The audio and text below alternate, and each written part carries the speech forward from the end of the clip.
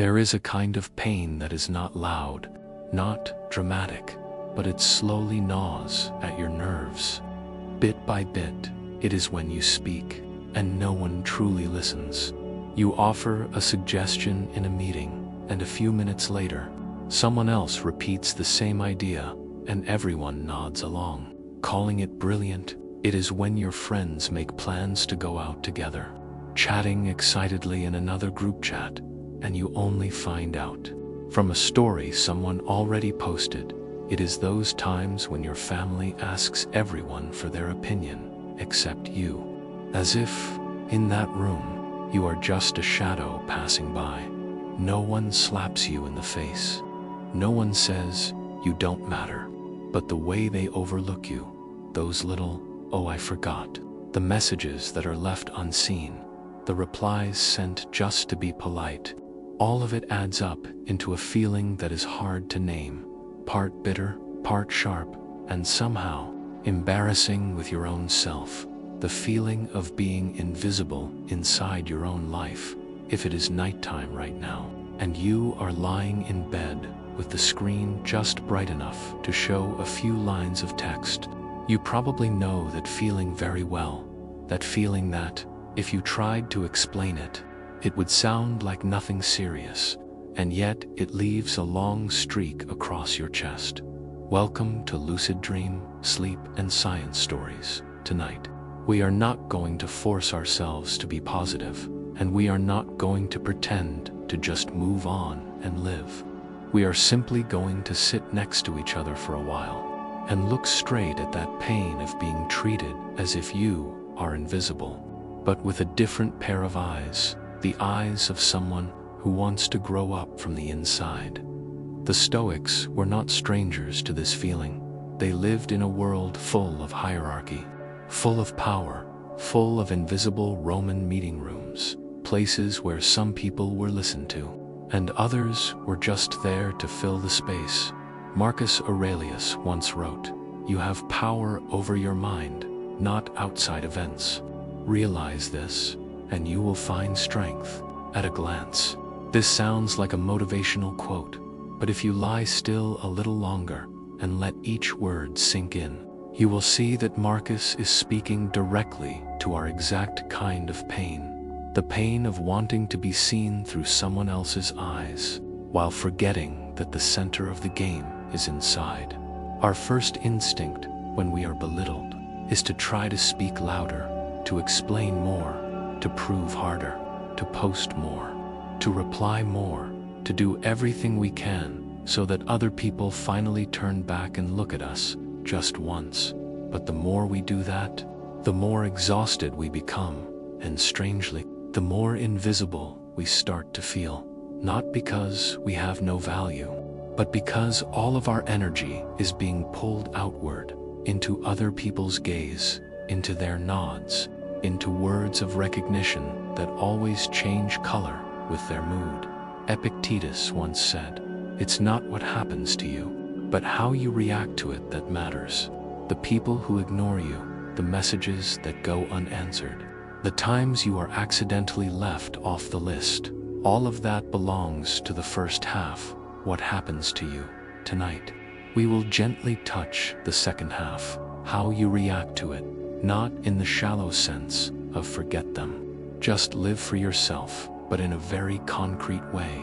Do you really have to rush to react the moment you are disrespected?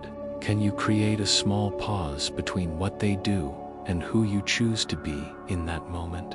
Can you learn to live in a way where the respect you have for yourself no longer depends on who remembers to text, who remembers to tag you, who remembers to say your name in a meeting? If your mind is answering, "That's so hard," that is completely normal. No one taught us how to do this in school. We were only taught how to achieve, how to stand out, how to speak in impressive ways, but rarely how to be steady, even when we stand in a room where no one truly notices us. Tonight, lucid dream is not going to turn you into someone cold and indifferent to the world. We do not need another mask. What we want is to quietly rebuild, from within, something the Stoics called the inner citadel, a fortress inside yourself, where you do not have to scream to be seen, yet you still have weight in your own eyes. We will move through each layer very slowly, from reacting on impulse to pausing and choosing your response, from talking just to fill the silence to letting silence itself become a form of presence, from clinging to outcomes to doing good work for the sake of the work's character, not for the medal hanging at the end. And then, one day, the people who once looked down on you, who thought a single shrug from them could throw you off balance, will realize that something in you has changed. Not that you have become louder, not that you are shouting for respect, but that you have become quieter, clearer, and harder to manipulate. And human beings, in a very instinctive way, pay attention to things that are not easy to control. Before we walk through each law in detail, I want you to do something very small, if you can. Gently close your eyes, take a deep breath in, and breathe out a little more slowly than usual. Bring to mind a recent moment when you felt dismissed, overlooked, treated as if you were not really there. Do not rush to defend anyone. Do not rush to blame yourself. Just let that moment appear, like a still frame in a movie, and then, right here tonight, we will begin doing something you may never have allowed yourself to do before. Not fighting to prove your worth, but rebuilding your inner strength, so that even when no one sees you, you no longer feel invisible to yourself. Each breath, each pause, each tiny choice in how you respond, all of it will become the first bricks. You do not have to force yourself to remember everything. Just lie there, listen, and allow some small part inside you to begin to shift. Lucid Dream will walk with you through that journey, step by step, law by law, night by night. There is one small thing that, if you truly grasp it, can change your emotional life in a very real way. It is not a complicated technique. It is not a communication hack from a self-help book. It is simply a pause between the moment someone does something to you and the moment you respond. There is always a tiny gap, so small that if you do not pay attention, it will slip by as if it never existed. For most of us, everything happens in a straight line. They look down on us, gives we hurt, gives we react. They say something disrespectful, gives we flush red, gives we snap back. They ignore our idea, gives we lose interest, gives we go quiet. Things happen so fast that we come to believe, I'm just like that, I can't control it. But the Stoics saw in that place something very special. A space they devoted their whole lives to training. The distance between stimulus and response, that tiny stretch of space, is exactly where freedom lives. It is where you stop being a puppet of your circumstances and start becoming the one who steers yourself. Imagine a completely ordinary workday. Daniel, let us call him that, is a financial analyst at a big company. He is not useless or lazy. On the contrary, he works hard, understands the numbers, knows how to assess risk, and has saved his team more than once from terrible financial decisions. But there is one problem whenever he is challenged, especially in front of a group. Daniel turns into a different person. All it takes is a slightly harsh question from his boss. Why is this report off? Or explain to me why we chose option A, and instantly, his heart starts racing, his face heats up, his voice jumps half an octave in his head. A familiar playlist starts playing. They're attacking me. They think I'm incompetent. They don't respect my work. And so he reacts. He speaks faster. He tries to explain, but his tone is full of defensiveness. Sometimes he shifting blame to others, or blurts out something that makes the whole room feel secondhand embarrassment. You can probably guess the outcome after each meeting. Daniel is drained, both hurt and frustrated. He tells his close friend, "I don't get it. The moment I walk into that meeting room, I lose my composure. It's not like I'm that wrong, but it feels like everyone is just waiting for me to slip up." Gradually, people at the company start putting some very ugly labels on him. Overly sensitive, hot-tempered, hard to work with. His professional skills are strong, but no one wants to work with a ticking bomb that could go off at any moment. The most painful part is not that they see him that way, but that deep down, Daniel himself begins to believe that is who he really is. Until one day, an older mentor at the company says something very strange to him. "Next time, before you answer, try taking 3 breaths first. That is all. Not change your personality, not learn to speak more smoothly. Just this. Add a pause the first time he tries." Everything still feels extremely uncomfortable. In the weekly meeting, his boss asks a sharp question. "Do you realize that if this forecast is wrong, the company could lose hundreds of thousands of dollars?" Those words, that tone for the old Daniel, it would have been the perfect spark for an explosion. But this time, he remembers the advice. He does nothing dramatic. He simply keeps his mouth closed. Breathe in, breathe out. 1 breath, then 2 more. Within those 3 breaths, something very small happens. The sentence, "They're attacking you," starts to lose its weight. He realizes his boss is stressed. The numbers are big, and the question is real, but it does not have to turn into an attack on his worth. When he finally speaks, his voice is still not perfect, but it has fewer sharp edges. "Yes, I understand the risks here. This is why I proposed this option, and these are the backup scenarios if the forecast is off. If you'd like, we can tighten things further at point A and point B." The whole room goes quiet. Not the awkward kind of silence, but the kind where people actually sit still and listen. His boss is still tough, still asks follow-up questions, still presses him in a few places. But Daniel realizes something. He is no longer going up in flames like before. He is no longer being swept away by the very first wave. The Stoics understood this a very long time ago. They did not believe you have to become a numb punching bag. They simply reminded us of that tiny pocket of space we usually forget between what others do to us and who we choose to be in that moment. There is always a choice. Stop reacting. Start responding. Reacting is when you snap back instantly, like a spring. They push down, you bounce up. Responding is when you place a layer of awareness on top of that instinct. You do not deny your feelings. You do not pretend, "I'm totally fine." You just hold them inside for a few more seconds.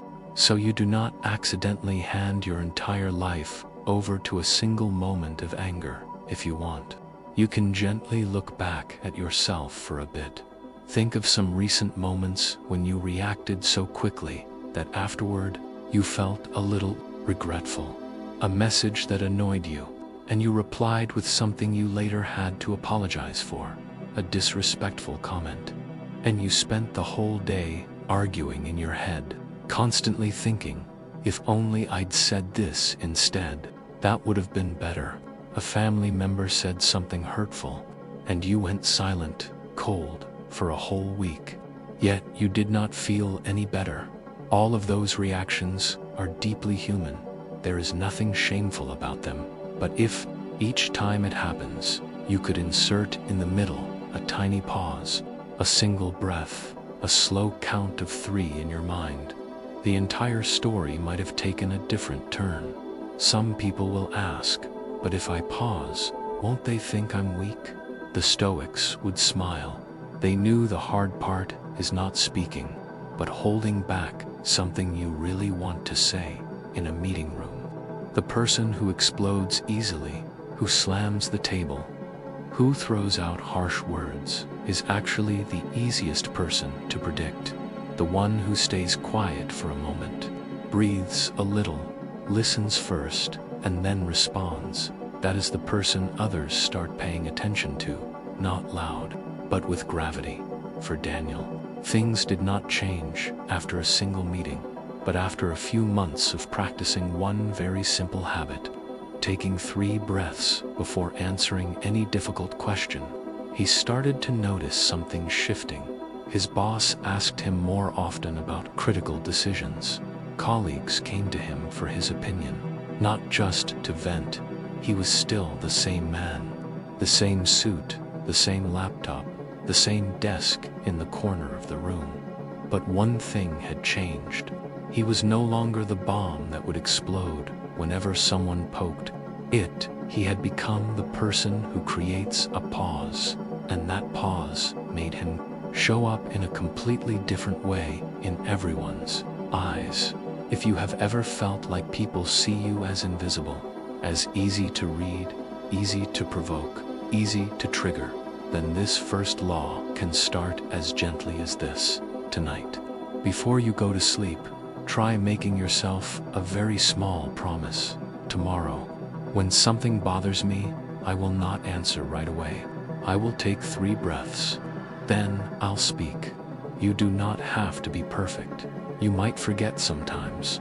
There will be moments you still lose your temper. But each time you remember, each time you pause, even a little, you pull yourself one step out of react mode and one step closer to respond mode.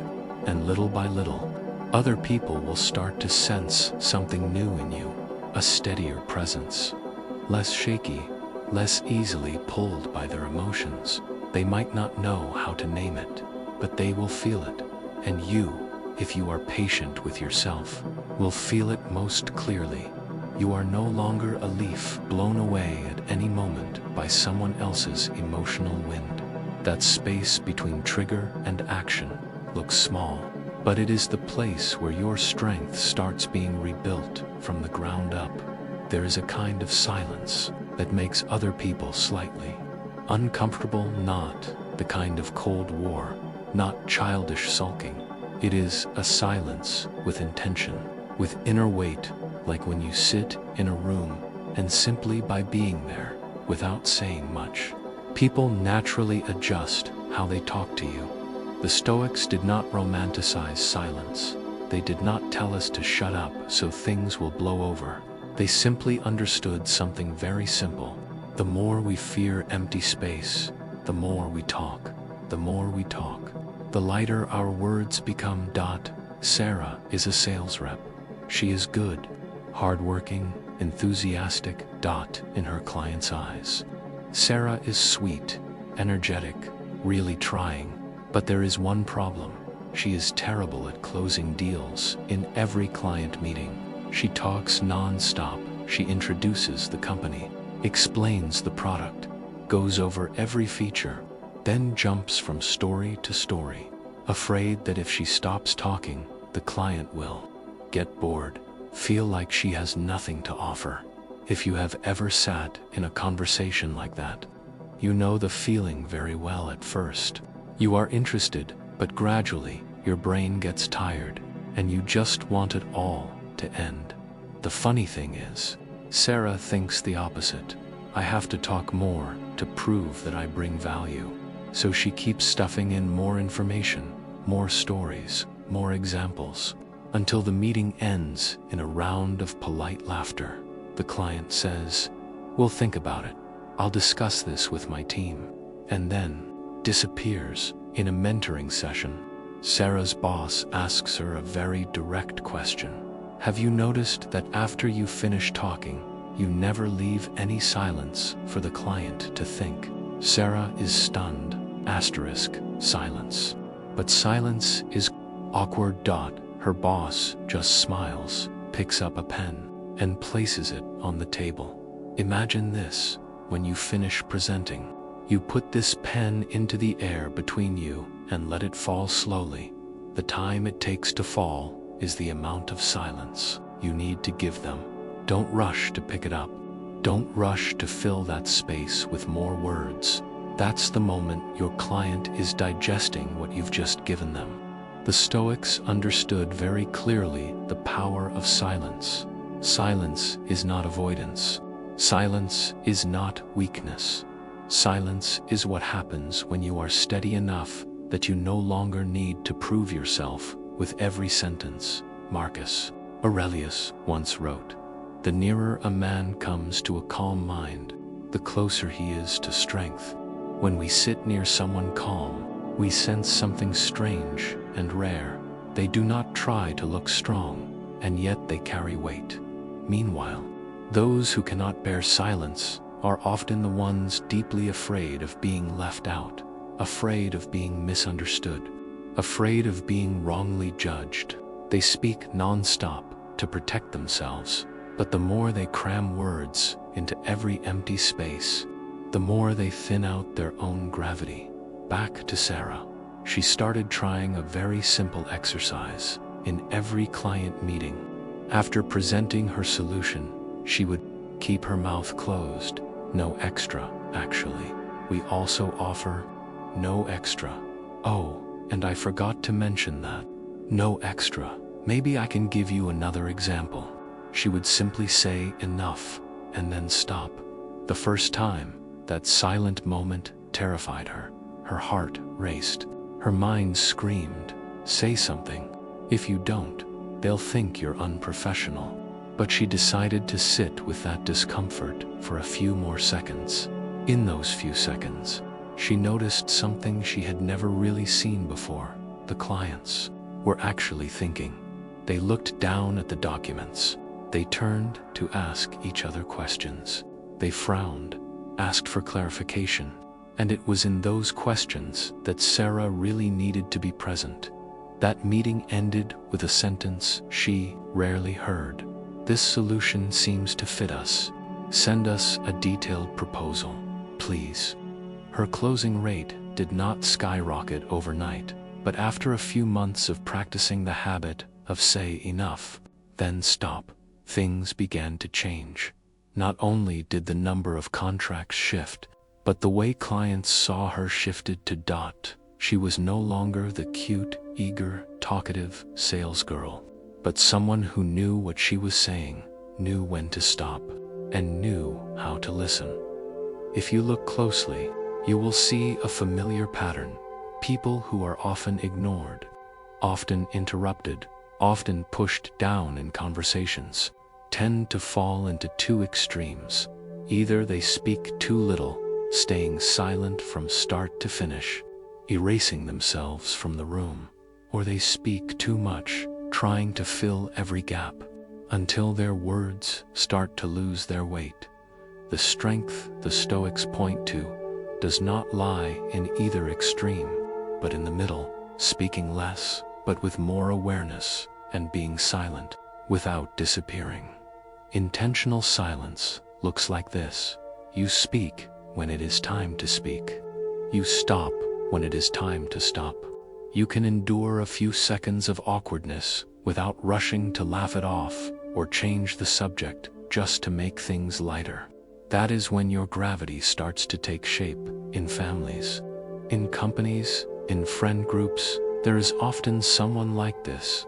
They are not the loudest voice, not the one who tells the most stories, certainly not the one who always manages to wedge their opinion into every single conversation. But when something important happens, everyone turns and asks, what do they think? What have they done? They listen more. They observe body language, see who is anxious, who is defensive, who is just talking to cover up their fear. And when they finally speak, they say little, but they are on point. Epictetus once reminded us, we have 2 ears and 1 mouth, so that we can listen twice as much as we speak.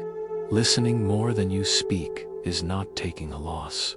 It is how you gather data before you offer an answer that is calm enough, deep enough, and accurate enough. If you are listening to these words in a quiet room, I would like to invite you to gently examine your relationship with silence. Are you the kind of person who feels itchy the moment things go quiet and just has to say something to break the stiffness? In a conversation, when both sides fall silent for a few seconds, do you find yourself rushing to find a new topic just to fill that space? Or when someone does not reply to your message right away, do you immediately send another line, throw in more emojis, add another explanation, just so it does not feel like you're being left hanging? If yes, that is okay. It only shows that you have lived for a long time in a world where silence equals rejection. Tonight, we will gently rewrite that meaning. Silence does not equal I am worthless. Silence equals the space for what you have just said to have somewhere to fall, somewhere to anchor, somewhere for others to truly touch it. From this angle, Master the Pause is no longer just a lesson in communication, but a lesson in self-worth. The person who fears empty space is often the person who does not believe their words are valuable enough to linger in the air for a few extra seconds. They feel that if they do not keep talking, everything will crash to the ground and shatter. But when you dare to stop, dare to let silence wrap around your words, you are quietly telling yourself, what I just said deserves to stay here for a little while. And little by little, you rebuild your sense of inner worth, not through applause, but by learning to respect your own words. Tomorrow, if there is a meeting, a conversation, a family meal, a message thread, I would like to invite you to try a very small exercise when you finish expressing one idea. Do not immediately add more, just to be sure. Stop, silently count to 3. Watch the other person's face. If it is a chat, resist the urge to instantly send, hello, hey you there. Wait a little. In that pause, you will notice things you usually miss: eyes shifting, facial muscles tightening or relaxing. Are they really thinking, or just waiting for their turn to talk? And once you can see those things, you will gradually know when to continue speaking, when to ask a question, and when to stay silent a little longer. People who speak less and less are not running out of things to say, they have simply outgrown their need to prove themselves. Those who can tolerate silence are much harder to drag around by the fear of being abandoned. In others' eyes, they carry something hard to name, but easy to feel: a presence with gravity. You do not have to turn into a quiet person starting tomorrow. You only need to begin with a few seconds of intentional silence. That is the second law we are gently laying down in your mind tonight. Not silence to hide, but silence so your words have somewhere to anchor, and you yourself have somewhere to stand. There is a kind of exhaustion that does not come from doing too much, but from doing everything with the demand that it must produce a result. Not just any result, but a result worthy of recognition. If you work, it must be acknowledged. If you try, you must be seen. If you contribute, you must be remembered. And if not, your mind starts whispering, maybe I really am useless. Marcus, let us call him that, is the kind of person any company would want. He joined the firm fairly early, worked hard, was responsible, and took on difficult tasks. For years, he was the one staying late, handling projects others avoided, putting out fires that, if they burned out of control, would have gotten the whole team in trouble. But what he wanted was not just to get things done. He wanted a chair, a title, a position, a word like manager, to prove to himself and to his family that all those years were not meaningless. Then, one day, news of an upcoming promotion round started to spread. For weeks, his heart hung in mid-air. Every time his boss walked by, he tried to read their face, Does that look like someone who's going to pick me or not? He worked even harder, took on more tasks, spoke up more in meetings, but deep down, it was no longer the joy of doing good work. It was a very specific fear. If I don't get it this time, maybe I'm nothing. The decision day arrived in the meeting room. The director read out the name of the person being promoted. It was not Marcus, it was another colleague, who had joined a few years later, also competent, but in Marcus's eyes, not as deserving. He still smiled, shook hands, offered congratulations, but in his chest there was a small, sharp crack in the days that followed. People noticed a change in Marcus. He still worked, but no longer with initiative. He started calculating, what's the point of doing extra? Give it a few more years, and I'll just get passed over again. Every piece of feedback that reached his ears turned into an accusation. They don't appreciate me. They don't think I'm worthy. The most painful part was not missing the promotion. The most painful part was that he had already placed his entire sense of worth into a decision that was never fully in his control. The Stoics called that state living attached to the outcome, the final result, and the bitter irony is, the outcome is almost always the one thing we do not fully hold. You can do an excellent job, and your boss may still choose someone else for political reasons, for long-term planning, for some variable you cannot see. You can love with all your heart, and the other person may still leave because of wounds you cannot heal for them. You can upload a video you poured your soul into, and the algorithm may not treat it the way you hoped. Marcus Aurelius reminded himself, just that you do the right thing, the rest doesn't matter. At first glance, that sounds cold. Are we supposed to pretend outcomes don't matter? That is not it. The Stoics never said, results do not matter. They only reminded us, when you fuse your identity to the outcome, every time life refuses to follow the script in your head, you shatter along with it.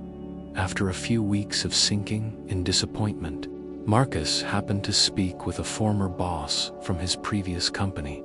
The older man listened to all his frustrations, then asked him one question: if, for the rest of your life, you never got promoted even once, would you still want to do your work as properly as you do now? That question hit him straight in the chest. If the answer was no, then it meant all his effort up to this point had been nothing but a transaction.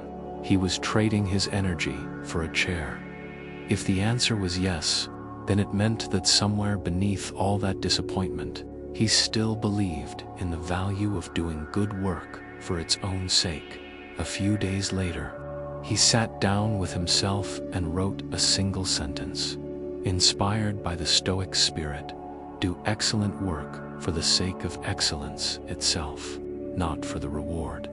He stuck that sentence onto his screen, not to look deep, but to remind himself every morning when he turned the computer on.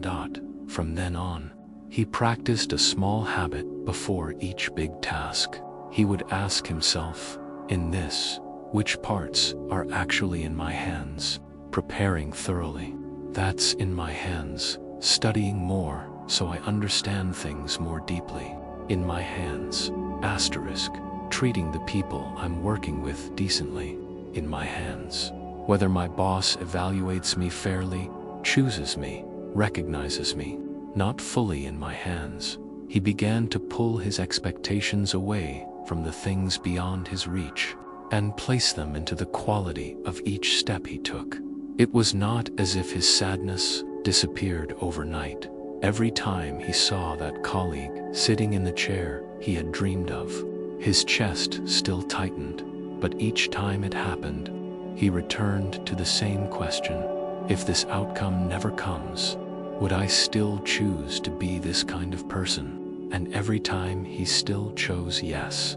Another small piece of his attachment fell away. The interesting thing is, As he became less obsessed with the chair, he actually did better work, not better in terms of hours, but better in terms of presence.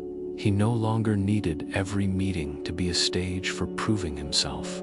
He listened more, gave more precise feedback, was calmer when things went wrong. A few years later, a new restructuring wave opened up, and this time the name called out was Marcus. But there was a crucial difference. He was happy, but he no longer felt that if I don't get this, I am nobody.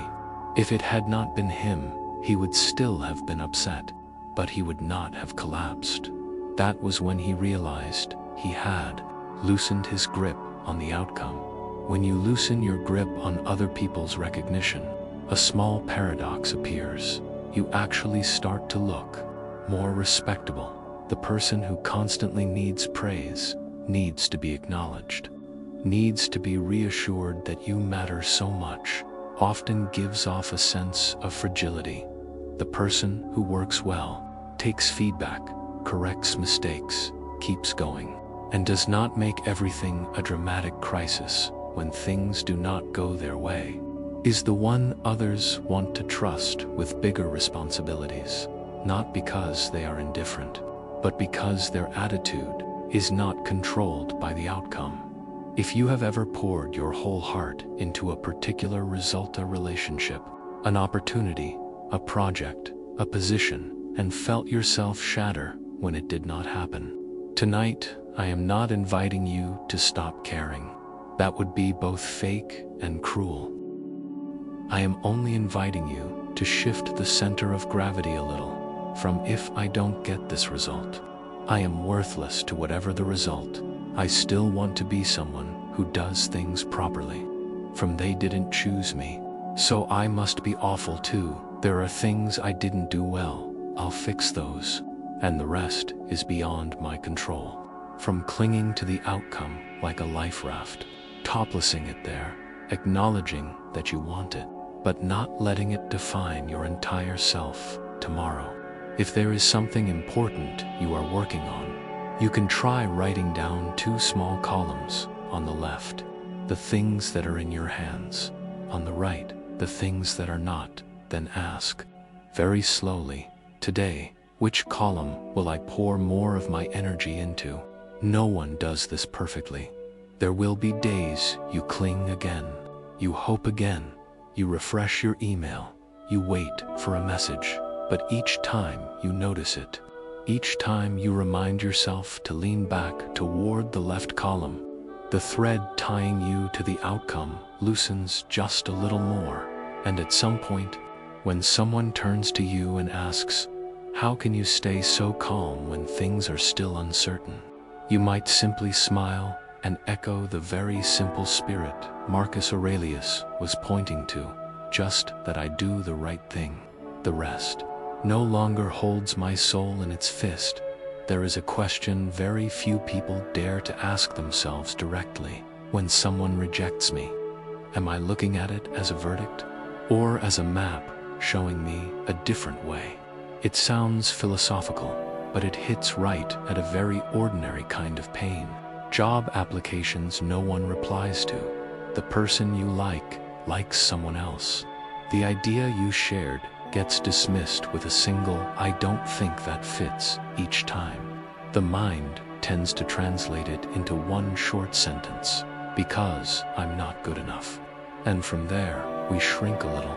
We dare a bit less. We open our hearts a bit less. We step forward a bit less.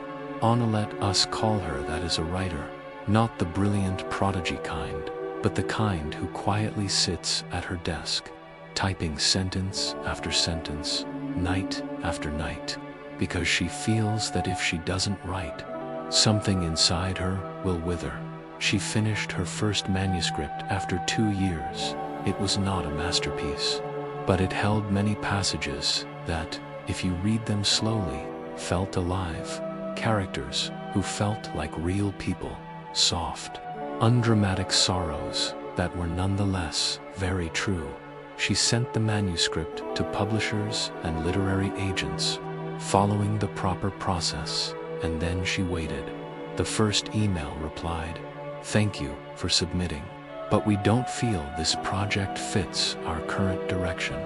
She read that line over and over. Her rational mind understood. This is standard, polite rejection language, but deeper down, another voice spoke. "See, your writing is worthless." On the second day, third day, fourth, rejection email number 5, 7, 12. Each one was polite. Each one said not a fit, not what we're looking for right now. But in Anna's mind, they all merged into a single sentence: "You are not good enough." By the 20th email, she abandoned her inbox for an entire week.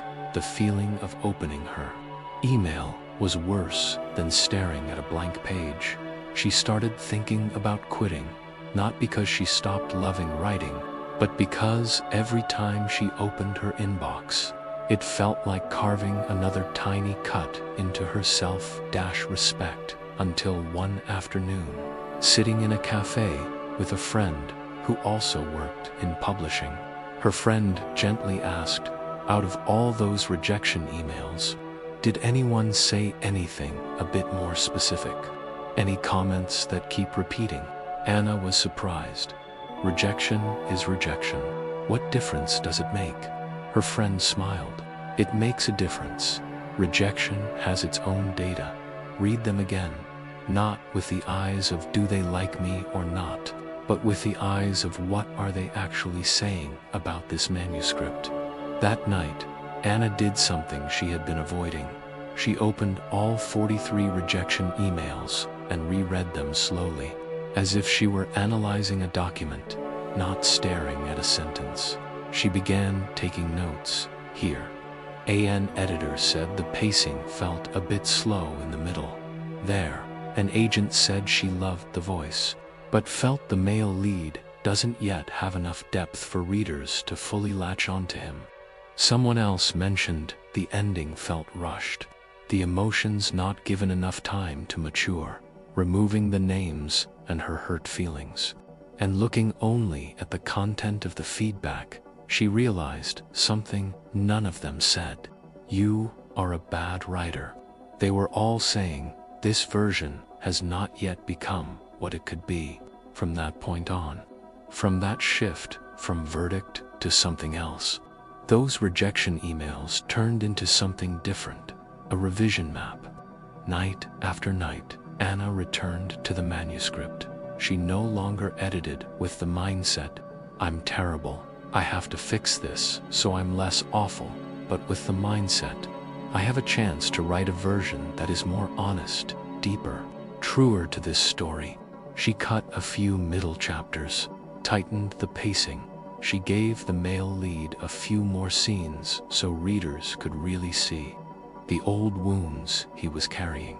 She rewrote the ending, less wrapped up quickly, allowing it to be slower, more painful, but real. Then she sent it out again, not to the same people as before, but to a completely new list with this mindset: if I get rejected again, I'll read it as data again. This time, a different kind of email appeared. "I would love to discuss representation." An agent wanted to represent her, not because she had heroically endured humiliation, but because she had turned 43 rejections into 43 course corrections. The Stoics see rejection very differently from most of us. Ordinary thinking usually runs like this: they rejected me gives I'm not good enough, gives shame, gives I withdraw. A Stoic tries to translate it like this: this door closed gives why, because I'm missing something, because this isn't the right place, because the timing is off. Gives I adjust, gives I try another door. Rejection, instead of being a dead end, becomes an arrow pointing toward another path. Seneca once wrote, "We suffer more often in imagination than in reality." With every rejection, we do not only hurt from what actually happened, but also from the stories we pile on top of it. Probably no one will ever accept me again. I'll always be the backup option. I was just born this way, when sometimes the simple truth is just, this version isn't good enough yet. This place isn't the right fit. This is not the right time. That is information, not a definition of who you are. I am not inviting you to be happy about being rejected. Rejection still hurts. Of course it does, especially when you have poured so much of your heart into it. But once the first wave of pain passes, we can try one very small step, instead of only asking, why didn't they choose me? Also ask, what can I learn from this, so that next time I show up in a place that fits me better, or as a more mature version of myself? When rejected no longer means they'll never want me, ever, but instead, this version of me, at this moment, does not match this particular door. We stop seeing ourselves as the problem, and from that place, from seeing ourselves as less of a problem, we finally have enough calm to adjust our path. Asterisk. Maybe in your life, you have had your own 43 rejection emails in your own form, 43 confessions of love that did not work out, 43 job applications that disappeared into silence, 43 ideas that never got picked up. Tonight, I am not asking you to feel grateful for all of them. I am only inviting you to revisit one of them with a different eye. If I treated that rejection like a map, what would it be telling me about the place, about the version of myself then, about the direction? Sometimes, it might simply be whispering, this is not your place. Sometimes, it gently nudges, you can do better than this. And sometimes, it forces us to return to a harder but truer question. Am I living, creating, loving, just to be accepted, or because this is how I want to show up in life, in a way that feels real? Rejection, if you know how to read it, can become a very precious form of course correction. Not pleasant, but sometimes, it is the only reason we don't spend our whole life standing in front of a door that was never going to open for us. There is a slightly bitter truth. Our emotions are not trained in comfort. They are trained when we agree to stay just a little longer inside what we do not like, not brutal suffering, not trauma that needs therapy, just small inconveniences, mild discomforts, enough for the nervous system to learn one thing: I can be here, and I will not die from this feeling. Tyler, let us call him that, is the kind of person everyone describes like this nice guy, but touch his pride and he explodes. He cannot stand being looked down on.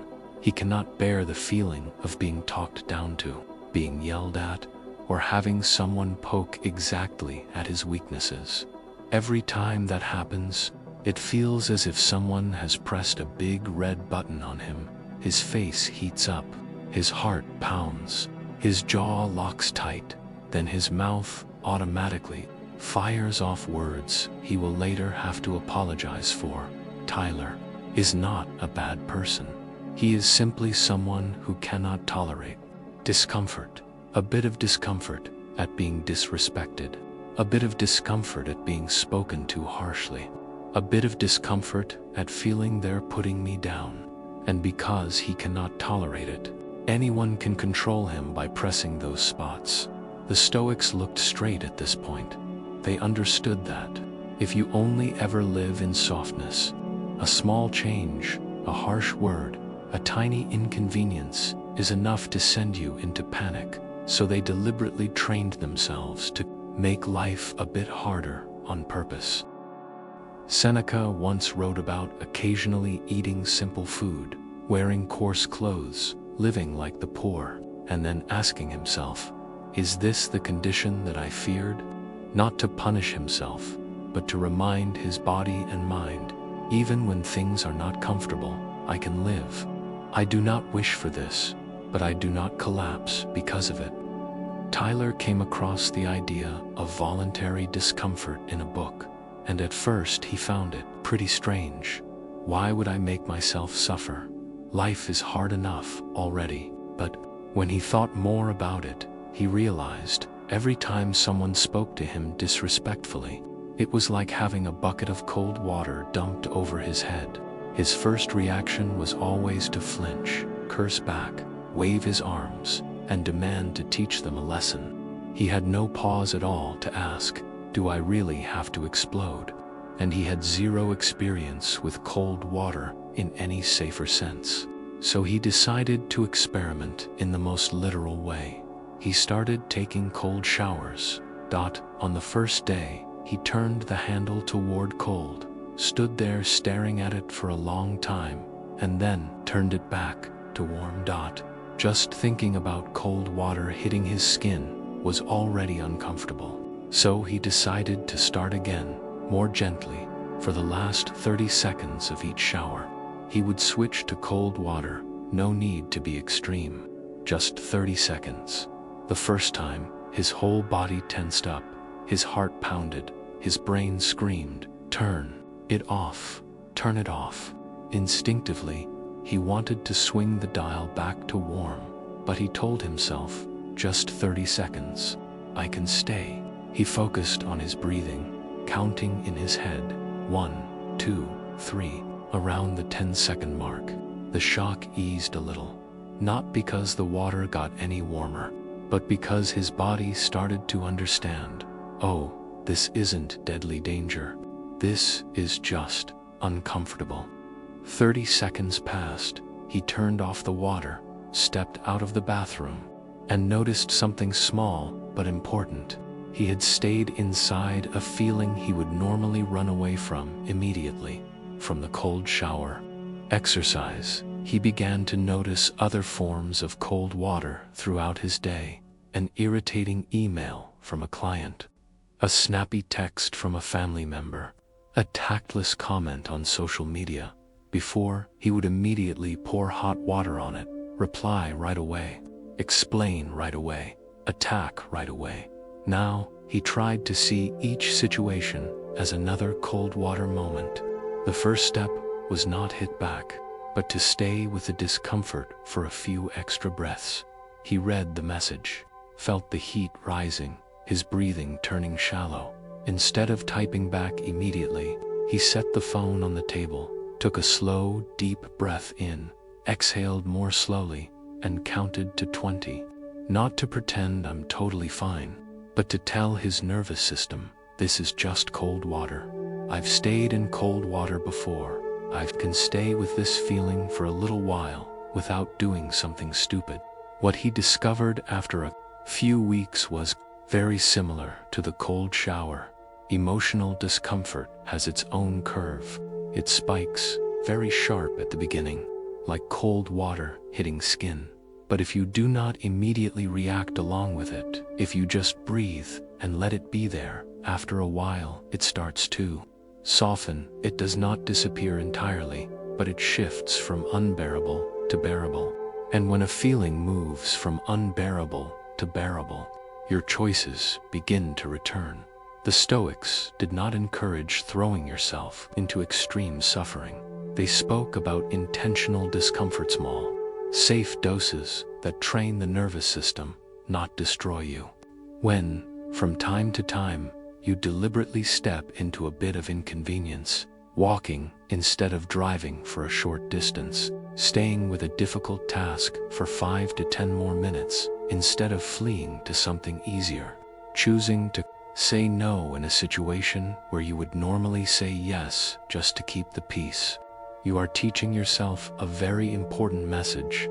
I can stay inside discomfort without falling apart. And once you've had that experience, it becomes much harder for others to use discomfort to control you. Think back for a moment. How many times in your life have you done something you did not want to do simply because you wanted to avoid feeling uncomfortable? You did not dare say no because you were afraid of upsetting someone. You did not dare say what you needed because you were afraid of making the atmosphere weird. You did not dare leave an unhealthy relationship because you were afraid of the long, lonely nights afterward. In the end, it is not other people who are holding you there, but your fear of how uncomfortable you might feel after the decision. If you have never trained yourself to stay with discomfort in small exercises, how will you ever endure the bigger decisions? Tonight, I am not asking you to take cold showers or throw yourself into dramatic challenges. All you need is one very small practice, so small many people would laugh at it, but if you actually do it, you will feel something shift tomorrow. When you hit a moment that makes you want to instantly avoid an email that is hard to answer, a phone call you dread, picking up a task you always procrastinate, try staying for just 2 more minutes. You do not have to solve it. Just sit there, look straight at it, breathe, let the discomfort rise, and watch if even slightly it starts to come back down. You do not need to turn into steel. You only need to reduce the habit of running away immediately. Each small time you do this is like another moment of standing under cold water. Your nerves adapt, your heart stops sprinting, your mind stops screaming, "I can't take this." A person who never trains their tolerance for discomfort is very easy for life to prey on. Anyone who makes them a little confused, they give in. Anyone who makes them a little afraid, they go quiet.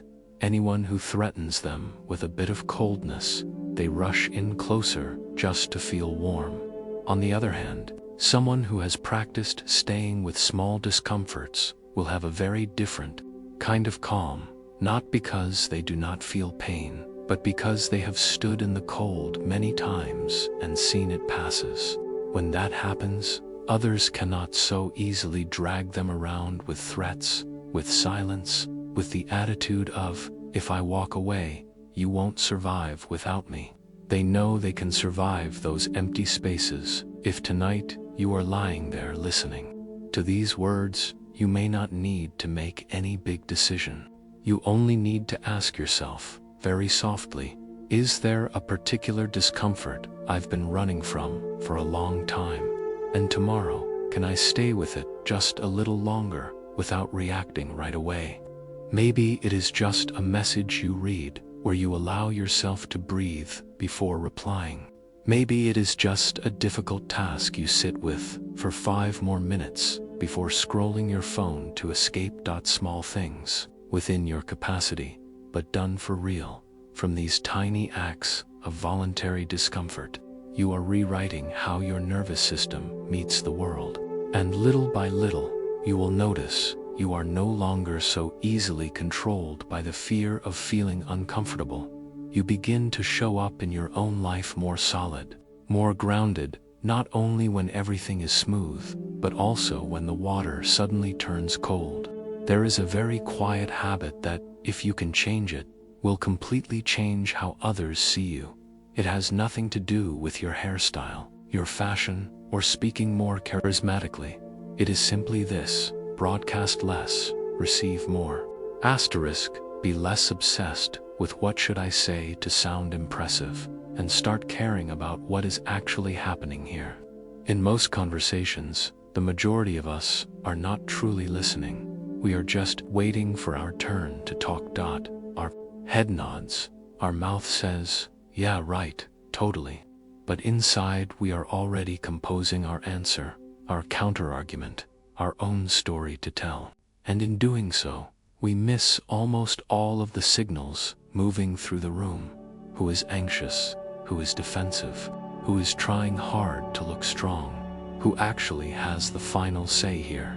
When you only know how to speak, but do not know how to observe, you may think you are very present, but in reality, you are just making noise. In many families, there is often someone like this. She sits in a corner, speaks little, slowly eats her meal, listens to everyone debate, argue, offer their opinions. She does not jump into every small issue. Not everything needs her comment. Not every topic needs her view. But when something serious comes up, a big decision, money, marriage, moving house, choosing a path for the children, the whole family turns and asks, "What do you think?" Sometimes she says only a few sentences, short, slow, and everyone listens, not because she holds any title, and not because she shouts, but because, over many long years, she has been the one who observes more than she speaks. She is the one who remembers who once sacrificed for whom, who is sensitive about what, who gets easily hurt, who says one thing but feels another. She collects enough data, and when she finally speaks, her words are no longer just opinions in the moment, but the result of a lot of listening. Epictetus once advised, "Be silent for the most part, or, if you speak, say only what is necessary and in few words." Being silent for the most part does not mean disappearing. It means spending most of that time watching and listening, watching what is actually happening, not just what appears on the surface. The same is true in the workplace. There are meetings where, if you replayed the recording, you would see a lot of people talking, but very few people actually steering the meeting. The person who talks the most is not necessarily the one who holds the room. There is another kind of person. They only ask a few well-placed questions. They summarize the situation in a few short sentences. They only give input when it is truly needed, but every time they speak, the whole room automatically gets a little quieter. Not because everyone is afraid, but because people can feel, okay, this person hasn't said much until now, but they've been taking everything in. Speak less. Observe more is not a lesson to become the cute, quiet one. It is a lesson to help you step out of the role of the person who always talks, but no one really hears. When you walk into a room, instead of thinking, "What can I say later to impress people?" try switching it to, "In here, who is actually not okay? Who has the final decision? Who is talking a lot to hide their fear? Who is quiet but respected?" If you simply observe like that for the first 5 to 10 minutes, everything you say and do afterward will be far more accurate. There is something interesting when you focus on listening. Your face changes too. Your eyes stop darting around, trying to find a gap to jump in. Your facial muscles relax. The way you look at others starts to say, "I'm here. I'm actually hearing you." The person in front of you will feel that dot, and over time, they will come to you not because you talk so well, but because next to you, they feel more clearly seen. On the other hand, someone who always has to talk, who fears silence, who fears not getting a word in, who fears being left out, often carries a very tiring energy. Being around them feels like standing in front of a speaker that is always on. At first, it is interesting. After a while, you just want to find the off switch. You can ask yourself some very honest questions. In my recent conversations, have I spent more time talking than listening? When someone else is speaking, am I truly listening or just waiting for my turn to tell my story? If we recorded the conversation, would I be the one taking up 70 to 80% of the airtime? If the answer is yes, do not rush to blame yourself. It only means you have gotten used to proving your presence through sound. Tonight, we are simply giving your presence a different definition. A very practical way to start observing more is this. In any meeting or gathering, give yourself a tiny assignment. For the first 10 minutes, I'll speak very little. I will only ask questions, and I will watch who talks to whom the most, who constantly interrupts whom. When one particular person speaks, how do the others react? When an idea gets shot down, who goes quiet, who gives an awkward laugh, who gets angry? You will notice so many things. There is someone who jokes a lot, but every time they speak, people avoid eye contact. There is someone who barely says a word, but when they nod, the whole meeting shifts direction. There is someone who seems very strong, but every time you probe deeper, they change the subject. Those observations give you a map of the real power and the real fears in the room. And once you've had that experience, it becomes much harder for others to use discomfort to control you. Think back for a moment. How many times in your life have you done something you did not want to do simply because you wanted to avoid feeling uncomfortable? You did not dare say no because you were afraid of offending someone. You did not dare say what you needed because you were afraid the atmosphere would become weird. You did not dare leave an unhealthy relationship because you were afraid of the long, lonely nights that might follow in the end. It is not other people who keep you there. It is your fear of the discomfort that might come after the decision. If you have never trained yourself to stay with discomfort in small exercises, how will you ever endure the larger decisions? Tonight, I am not inviting you to take cold showers or throw yourself into dramatic challenges. All you need is one very small exercise. So small that many people would laugh at it, but if you actually do it, you will feel a difference tomorrow. When you hit a moment that makes you want to avoid it, immediately a difficult email you do not want to answer, a phone call you dread picking up, a task you always postpone, try staying for 2 extra minutes. You do not have to resolve it. Just sit there, look straight at it, breathe, allow the discomfort to rise, and see whether it comes down even a little. You do not need to become made of steel. You just need to reduce a little. The habit of running away right away. Each small moment like that is like another time. You stand under cold water, your nervous system gets used to it. Your heart stops racing. Your brain stops screaming, "I can't take this." Someone who never trains their capacity to tolerate discomfort very easily becomes prey for life. Anyone who makes them a bit confused, they give in. Anyone who makes them a bit afraid, they go quiet.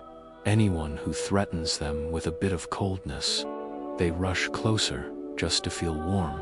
By contrast, someone who has practiced staying with small discomforts will carry a very different kind of calm, not because they do not feel pain, but because they have stood in the cold many times and seen it. 2 passes. At that point, others cannot easily pull them around with threats, with silence, with the attitude of, "If I walk away, you won't survive without me." They know they can endure those empty spaces. If tonight you are lying there listening to these words, you may not need to decide anything big. You only need to ask yourself, very quietly, is there a particular kind of discomfort I've been running from for a long time? And tomorrow, can I stay with it a little longer without reacting immediately? Maybe it is just a message where you allow yourself to breathe before replying. Maybe it is just a difficult task you sit with for 5 more minutes before scrolling your phone to feel better. Small things within your limits, but done for real. From these tiny voluntary discomforts, you are rewriting how your nervous system faces life. And little by little, you will see you are no longer so easily controlled by the fear of discomfort. You are beginning to stand in your own life more steadily, more fully, not only when things are smooth, but also when the water suddenly turns cold. There is a very quiet habit that, if you change it, will completely transform the way others see you. It is not about changing your hairstyle, not about updating your wardrobe, not about speaking more charmingly. It is simply this: broadcast less, receive more. Asterisk, be less obsessed with what clever thing should I say, and start caring about what is really happening here. In most conversations, the majority of us are not truly listening. We are just waiting for our turn to speak. Our head nods, our mouth says, "Yeah, right, totally," but inside we are already composing our reply. our counterargument, our own story to share, and in doing so, we miss nearly all the signals running through the room. Who is anxious? Who is defensive? Who is trying hard to look strong? Who actually has the deciding voice here? When you only know how to talk, but not how to observe.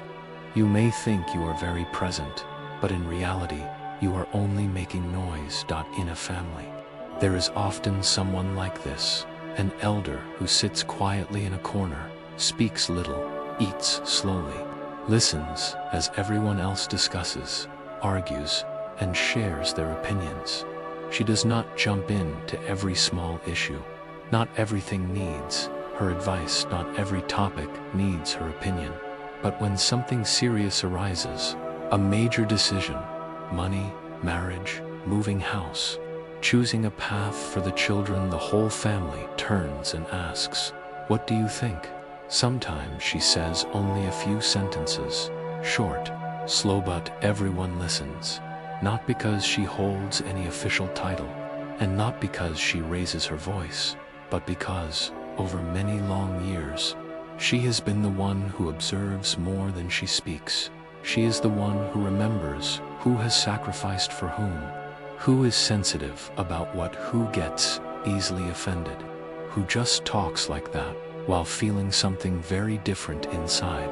She gathers enough data, and when she finally speaks, her words are no longer just a quick opinion, but the result of a lot of listening. Epictetus once advised, "Be silent for the most part, or, if you speak, say only what is necessary and in few words." To be silent, for the most part, does not mean to vanish. It means using most of that time to look and listen, to see what is actually happening, not just what is happening on the surface.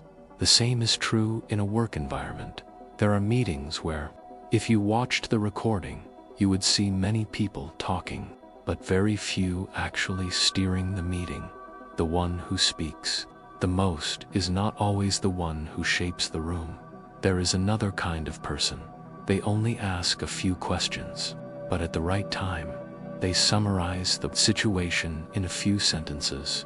They only give input when it is truly needed, but every time they speak, the whole room automatically grows a little quieter. Not because people are afraid, but because everyone feels this person hasn't said much until now, but they've been taking everything in. Speak less, observe more is not a lesson to become the cute, quiet one.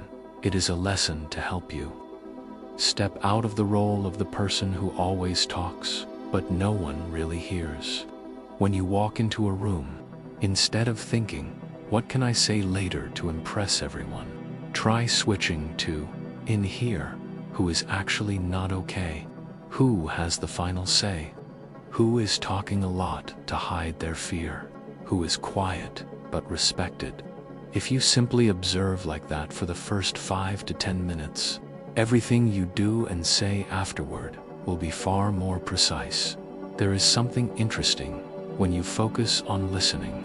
Your face changes too. Your eyes stop darting around, looking for a place to jump in. Your facial muscles relax. The way you look at others starts to say, "I'm here, I'm really listening." The person in front of you will feel that. And over time, they will come to you not because you are a brilliant talker, but because, next to you, they feel more clearly seen.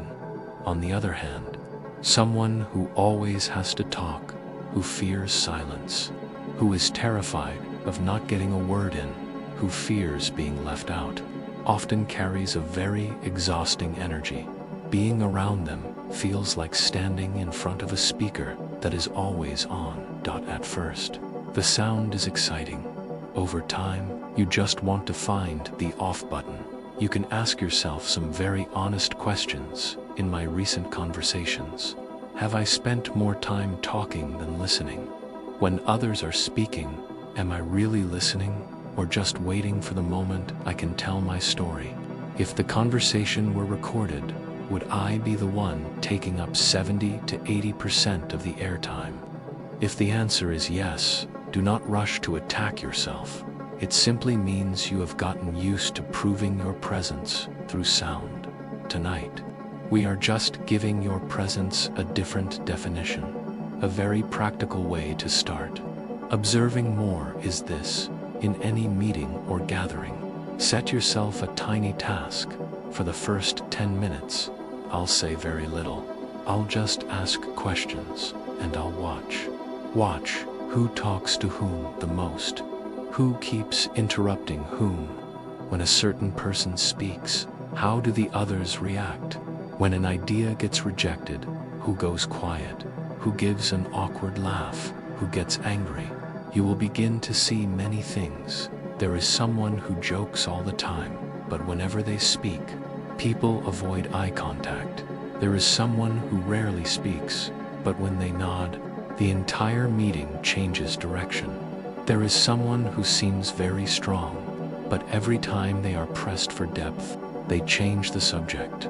Those observations give you a map of the real power and the real fears in the room. And once you have the map, you no longer need to shout. You just need to speak in the right place, in close relationships. Speak less, observe more is also a gift. When someone you love is irritable, complaining, saying sharp, hurtful things, your first instinct is to strike back. Why are you always like this? What kind of thing is that to say? But if you slow down for a beat and look more closely, you might notice behind that irritability is sometimes a person who is very tired. Behind the harsh words is someone afraid of being left behind. Behind the controlling attitude is someone living with a constant fear that everything will collapse if they let go. When you can see those layers underneath, it is not so you tolerate everything, but so you have a choice. Do I want to react to the surface or respond to what is happening underneath? The Stoics never asked us to become all-knowing beings who see through everyone. They simply reminded us of something very simple. If you spend your whole life only talking, you will never truly understand the world you live in. And if you do not understand the world around you, your reactions will always be off in who they're aimed at, off in timing, off in intensity. By contrast, when you are willing to step back half a pace, to look and to listen, you begin to see, not everyone who laughs is happy. Not everyone who is silent agrees. Not everyone who is loud is strong. And not everyone who is quiet is weak. Tonight, you do not need to swear. From tomorrow on, I'll talk less. Just try one small concrete practice in your next conversation. Let the other person finish their sentence completely before you answer. Listen all the way to the period, not just until the point you think you can guess the rest. If they pause, you can gently ask, "Do you mean, how do you feel about this part?" Each time you do that, you are sending a very quiet but very powerful message. I'm here to listen, not just to wait for my turn to speak. Over time, you will notice people bringing you deeper, more honest stories, and, from another angle, you are also building for yourself a kind of presence that is hard to ignore. Not a presence measured by volume, but by your genuine being. There in every conversation, there is a kind of sentence that leaves no bruise on the skin, but leaves a long scratch in the mind. We call it insult. A harsh comment, a mocking jab, a just kidding joke that lands exactly where you are most afraid. And suddenly, the entire day you carry that sentence around like a small thorn that hurts whenever it is touched. But here is something strange. If someone looked at you very seriously and said, "Hey, you, giraffe," would you feel hurt? Probably not. You would most likely just laugh. What on earth are you talking about? Why? Because deep down, you know you are not a giraffe. That sentence finds no place to cling to inside you. The words that really hurt us are usually the ones that land right on the spot we ourselves are afraid might be true, useless. You can't even do this simple thing. Just looking at you, I can tell you'll never amount to anything. If inside we are already doubting ourselves, those sentences immediately hook into the cracks, split them open wider, and drive in deeper. The Stoics never told us to pretend we do not hurt. They simply helped us see clearly one very important truth. An insult only has power when we give it the right to define us. James, let us call him that, works in an environment where yelling and swearing are everyday background noise. A trading floor. Money flows across the screen every second, numbers flashing red and green like the heartbeat of the entire firm. Along with it, a constant roar of shouting. What the hell are you doing? Were you asleep? That order was idiotic. When he first stepped into that world, James was genuinely shocked. He grew up in a family where no one spoke to each other in that tone, but here, they called it culture. Fast, harsh, no time to choose your words.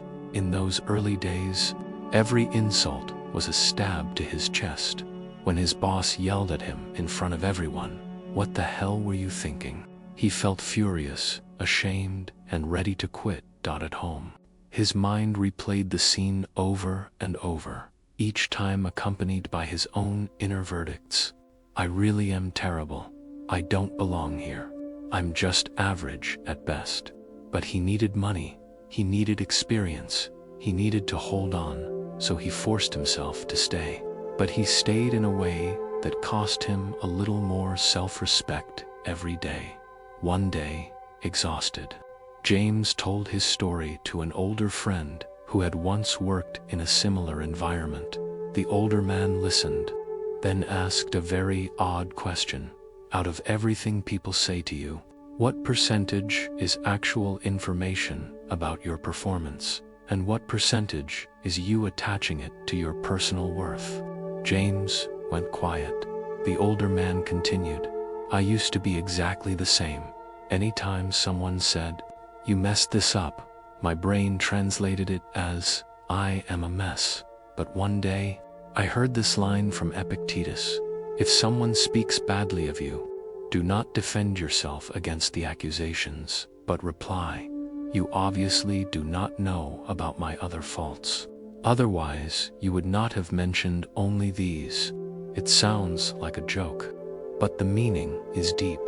People can only touch the surface of who you are. Only you truly know who you are and who you are becoming. From that day on, James tried a strategy that went completely against his old instincts. Instead of striking back, he practiced being a bit indifferent, not a bitter, resentful silence, but a quiet, combined with a sentence that cut the emotional chain. One time, when a trade went the wrong way, his boss yelled across the desk, "Are you completely incompetent?" The whole floor held its breath. In the past, James would almost certainly have flushed red and snapped back. "It wasn't just my call. Or you signed off on it too." That day, he took a deep breath, remembered his cold water training, and answered calmly, "Maybe I was, on this one. Here's what I missed, and here's how I'll adjust next time." His boss stumbled for a beat.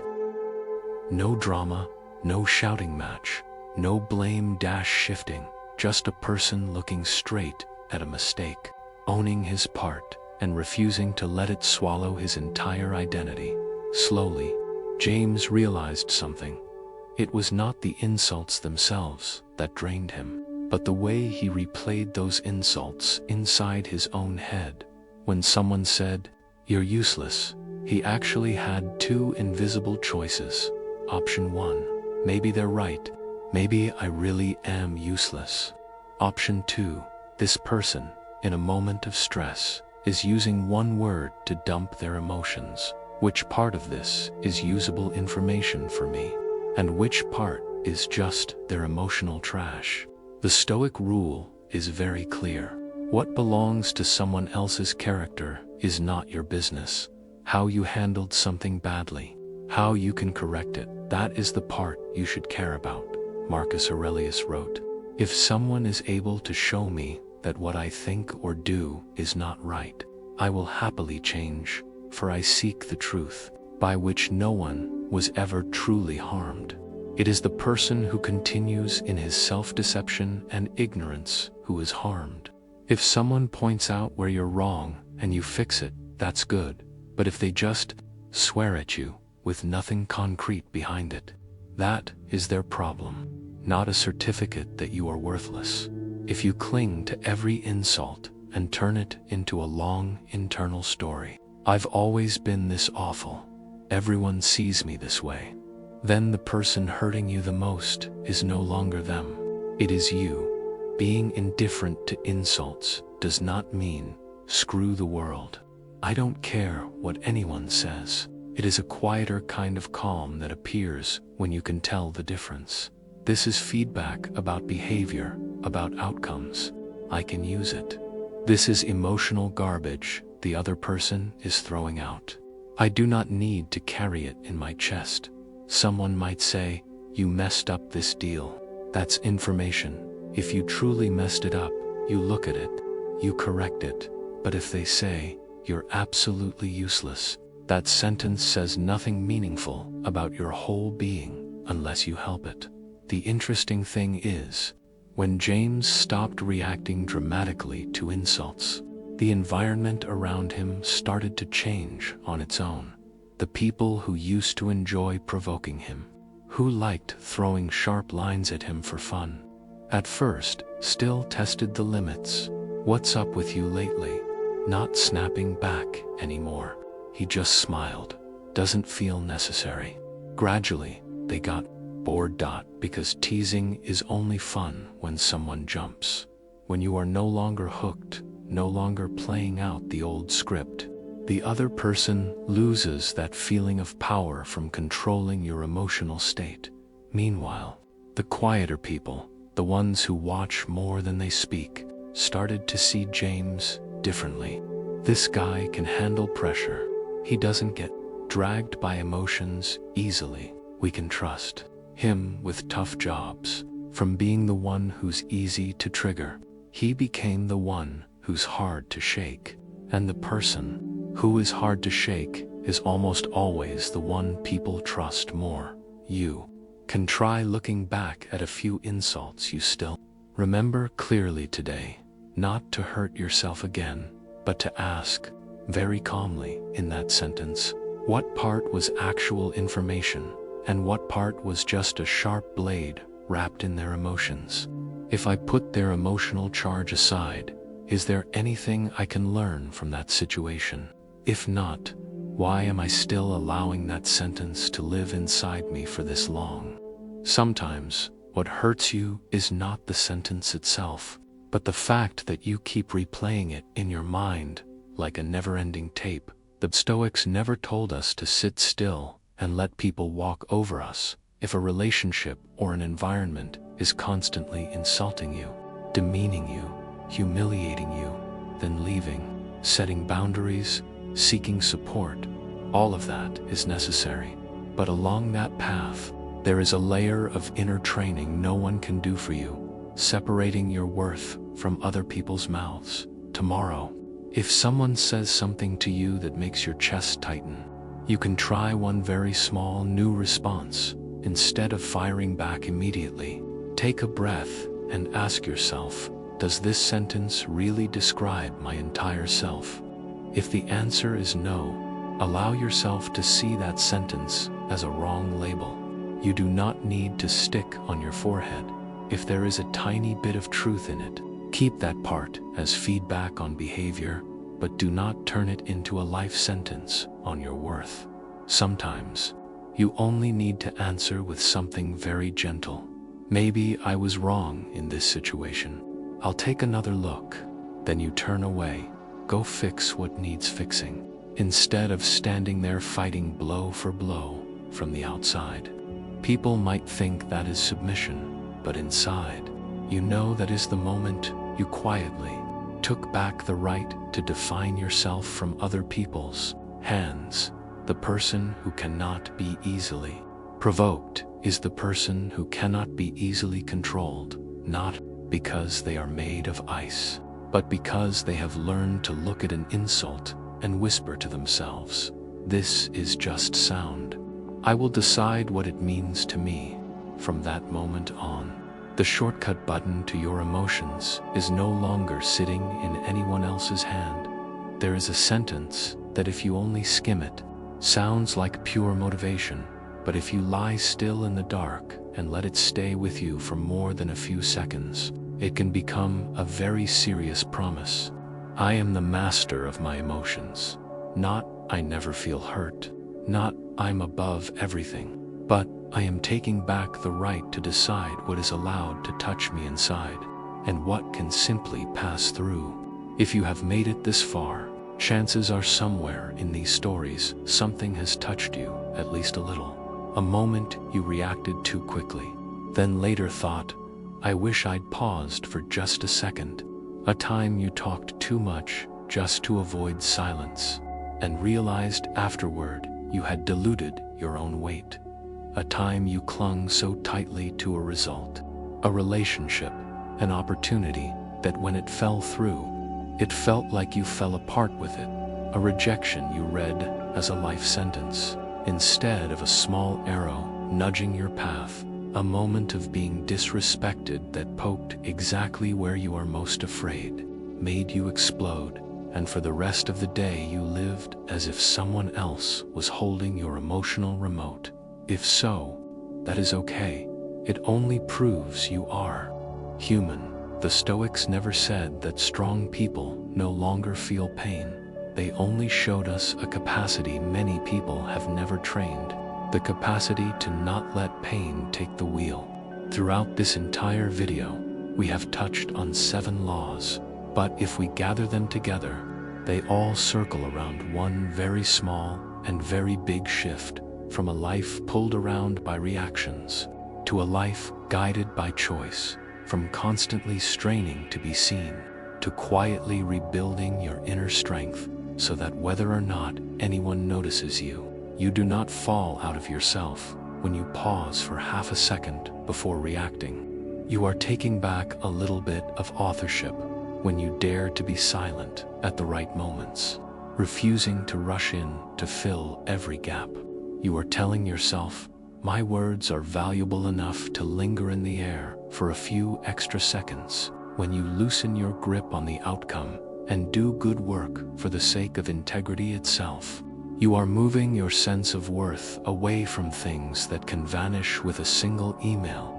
When you reread a rejection as a map instead of a verdict, you are choosing to keep walking instead of camping forever in front of a closed door.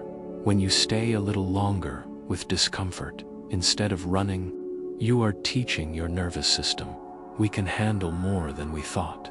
When you speak less, listen more carefully, observe more deeply, you stop being a loudspeaker and begin to turn into a quiet point of gravity. And when you look at an insult and ask, is this information or just emotional trash? And then choose to keep only the part you can use, you are closing down the shortcuts other people used to press to control you. All of that may seem disconnected, but in truth, it is just many different ways of practicing one very simple sentence. I am the master of my emotions. There is a paradox, which, if you see it, helps you understand why Stoicism feels so compelling in a noisy world like ours. When you are still desperately thirsty for an outside gaze, you are usually the one who gets ignored. When you still need every compliment, every reaction, every scene to confirm that you are okay, you will always be in the weaker position. But when you quietly turn inward and start rebuilding, bit by bit, your inner steadiness with pauses, with intentional silence, with not clinging to outcomes, with the ability to endure discomfort, with eyes that observe more than they speak, with a healthy indifference to insults, then slowly, something very strange happens.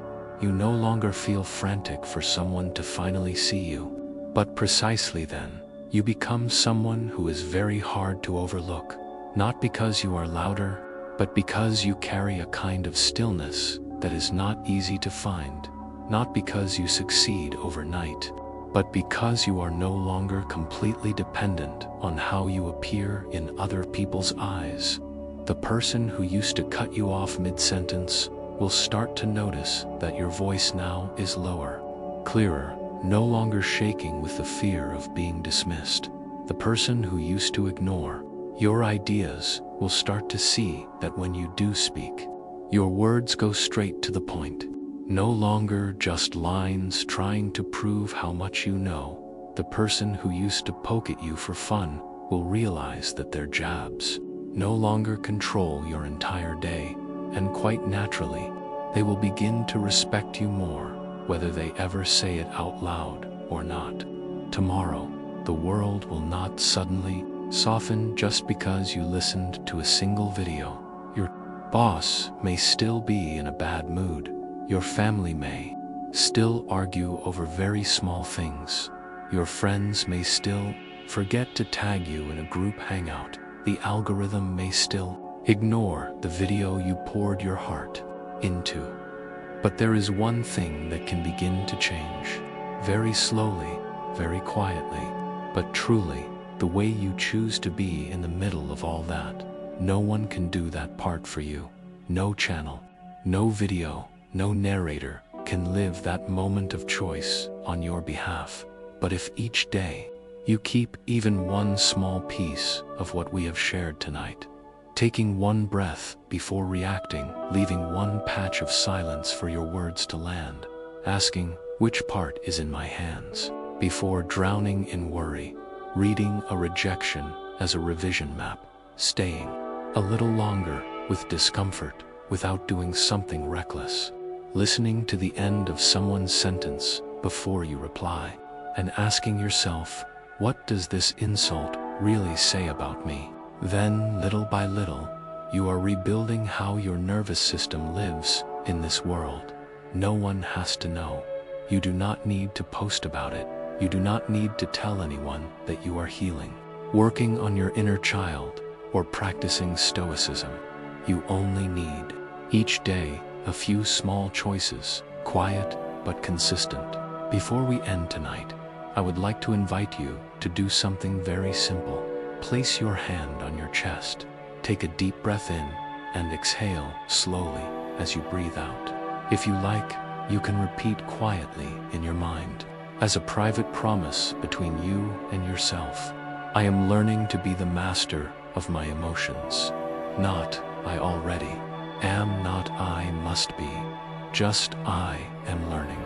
Humble enough to admit there is still a road ahead. Gentle enough not to beat yourself up. Steady enough to walk one more step. Lucid dream will still be here. Whenever you need a night to sit back with yourself, to listen more slowly, to choose again how you want to live amid all the things you cannot control. The rest lies in each breath you take with yourself after the screen goes dark. I wish you a quiet night and a tomorrow morning where you walk into your life just a little steadier than before. At the beginning, we spoke about a very quiet kind of pain. You speak and no one listens. You are there and no one counts you. You try and someone else gets the credit. No one kicks you out of the room. No one points at your face and says, you are not important. And yet somehow, you still leave the dinner, leave the meeting, leave a long day with the feeling that you do not truly exist in other people's worlds. Tonight, we did not choose the path of how to make them pay attention to you or how to make them regret ever underestimating you. We chose another path to rebuild from the inside, so that whether or not anyone sees you, you are no longer invisible in your own eyes. The 7 laws are not dry rules. They are more like 7 ways of breathing that you can carry into ordinary life, a small pause between stimulus and reaction. So you are no longer a spring that jumps whenever someone presses, an intentional silence, so your words have a place to fall, and your mind has a place to stand, a gentle boundary between your effort and external outcomes. So results no longer yank you up and down like a puppet, a way of reading rejection as a map, not a sentence, a bit of voluntary discomfort, so your nervous system gradually learns that not everything has to be smooth and soft. A habit of listening more than speaking, so you are present not just as noise, but as presence, and a healthy indifference to insults. So other people's mouths are no longer the place where you are defined. All of that, taken together, shapes a different kind of person. Not a perfect version, but a version that is harder to control. The paradox of strength lies here, when you are still desperately craving a glance, a recognition, a place in someone's heart or game. You will do anything to keep it, sacrifice yourself, swallow your pride, talk too much, prove too hard, ignore your own boundaries, and in the end, because you are willing to trade everything just to avoid being abandoned, you become the easiest person to abandon. But when you slowly turn back inward, learning how to sit with your feelings, learning how to breathe through humiliation, learning I don't need this outcome to survive, learning to stay with discomfort, learning to observe instead of instantly reacting, then the balance of power shifts. Slowly but deeply, you no longer stand at the doorway waiting to see who remembers you. You start living as if you already belong in your own life, and that is when those who once dismissed you, not all, but a few, may one day look up and ask themselves, why can't I talk to them the way I used to anymore? Why can't I push and pull them as easily as before? Since when did they develop this calm that makes me tread more carefully? If there is anything you might call regret, it will appear there, when they realize the person they once took lightly has built something they themselves have not yet built, an inner strength that does not depend on outer attention. But the important thing is this: you are not walking this path to show them. You walk it so that each time you look in the mirror, even on the days when no one claps, no one texts, no one remembers your name, you can still look yourself in the eyes and say, I am no longer abandoning myself. I no longer hand my emotional remote to anyone else. I do not need you to see me for me to exist. Marcus Aurelius wrote, the happiness of your life depends upon the quality of your thoughts, not depends upon the number of people who notice you. Your life is not decided by how many people remember to tag you in a plan. It is decided by the quality of what you repeat to yourself every day. If you walk this road long enough, one day you may suddenly realize you have changed positions in the story of your own life. Before, you were the side character begging for glances. Now, you are the one standing in the center, calmly doing your work, calmly loving whom you choose, calmly saying yes and no where they are needed. Others can step in, can step out, can leave, but they are no longer the ones who decide whether you deserve to live a life that is decent in your own eyes. That is the most interesting kind of regret, if there is any. Not that you sit there waiting for them to regret, but that one day, if they wake up, they will realize they once had the chance to walk beside someone who knew how to build themselves from the inside out. And if they never wake up, your life can still be whole without them. By this point in the night, your eyelids may already feel heavy. If you are still awake, I would like to invite you to one very small exercise before sleep. Remember an old version of yourself, the one who was easily provoked, easily abandoned, easily controlled. Then picture a newer version, not perfect, but calmer, slower, who knows how to pause before reacting, knows when to remain silent, knows how not to cling to every gaze. Both versions are you. Neither is shameful. It is just that, from tonight onward, if you had to choose, day by day, to take half a step closer to one of them, you probably already know which one. If you are starting to feel sleepy now, you do not need to remember all 7 laws. You do not need to repeat all the phrases. You only need to keep one small idea in your heart. I can learn how not to be invisible in my own eyes. The rest, let your breath and your coming days take care of. Lucid dream, sleep, and science stories will still be here. Whenever you need a night to return to the things you can control, how you see yourself, how you speak to yourself, how you walk past shallow gazes, now, you can let the screen fade to black, release your shoulders, and gently adjust into a comfortable position. If you like, you can whisper one last sentence, very softly, as if saying it for your own ears only. I am learning to be the master of my emotions. Your part, for tonight, is already enough.